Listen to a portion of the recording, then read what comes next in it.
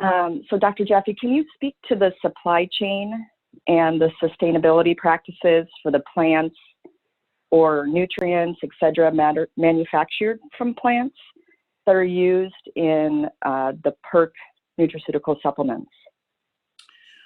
Well, I'm glad you asked that question. It's a very important and sophisticated question, and it has to do with where does the plant come from, and is it being sustainably grown, harvested? Are there contaminants that can creep in upstream that might not be obvious downstream but could still have an effect? And just by way of background, I can tell you that in 1985, 6, and 7, when I was thinking about starting PERQUE, that was one of the issues that I was deeply concerned about. The other was transparent, full disclosure labels. And we've pioneered on both sides. Every nutrient used in PERQUE is the natural form. For example, the L-ascorbate, whereas over 90% of the vitamin C that's sold is synthetic. It's DL, which means half doesn't get in and can be irritating. And in fact, in regard to almost all of the nutrients, there are synthetic workalikes that, in my professional opinion, are not safer nor more effective. In fact, the natural forms are safer and more effective. And I'll give you 2 examples that we had to do with. One is the fact that there are people who will say that over 100 milligrams a day of vitamin B6 can be associated with neuropathy. And while it's not dose responsive, there are several reports of people who took vitamin B6 under a recommendation who developed neuropathy. Oh dear. And then it turned out it was the synthetic B6 that had congeners, that had molecules that were like anti-B6, that had crept into the synthetic form that were not present in the natural form. So whenever possible, you want the natural form of a nutrient and you want it done in a traditional way. That might be fermentation, but you want it done in a traditional way. In regard to the sources of, say, critical ingredients like polyphenolics, where we recommend quercetin dihydrate over all other flavonoids and soluble orthoparenthocyanidin, that is OPC, over other flavanols. And we even have review chapters on why we think that is what the literature really reaches the conclusion of. For example, the quercetin dihydrate comes from Sophora japonica. It can only be done organically. There are places where there are forests of these Sophora japonica trees, and they produce very large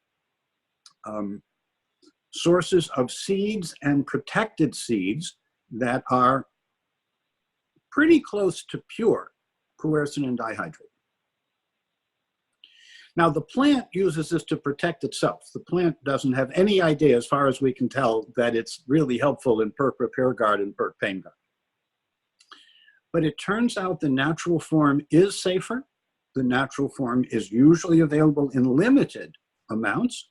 The natural form is more expensive, but when you look at the cost per active dose, it's always favorable towards nature. I'm trying to think if there's some other examples. For example, coenzyme Q10, really important for healthy mitochondrial battery function in the cell, for heart muscle and other muscle functions, among others. However, coenzyme Q10, if you look at it in its pure form, looks kind of like molasses in January or the La Brea tar pits.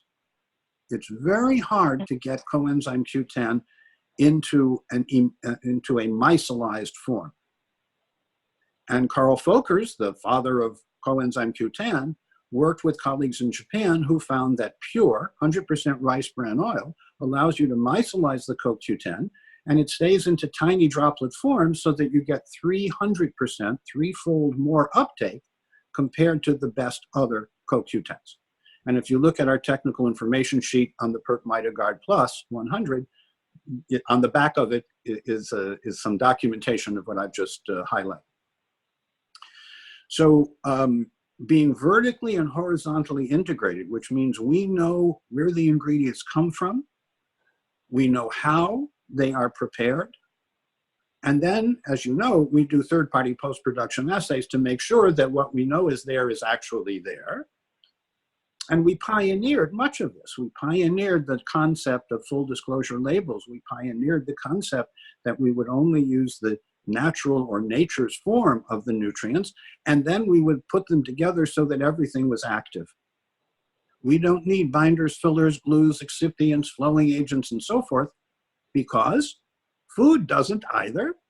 And since I'm a biochemist who's become kind of a food chemist, there's a certain art and some patents that we at PERQUE have because of how able we are to put active ingredients together and get them to hold together just right, you know, dissolve within 15 to 20 minutes under stimulated stomach acid conditions, while at the same time being easy and convenient as a tabsule, not to be confused, of course, with a tablet or a capsule. And we pick the form. So sometimes it's a micellized soft gel, sometimes it's a tabsule, sometimes it's dissolve under the tongue before swallowing, sometimes it's a lozenge, sometimes it's a meal, depending on what the opportunity and need is that we're meeting. But in all cases, with an attention to what you were asking about, which is where do things come from, and are they really what you think they are?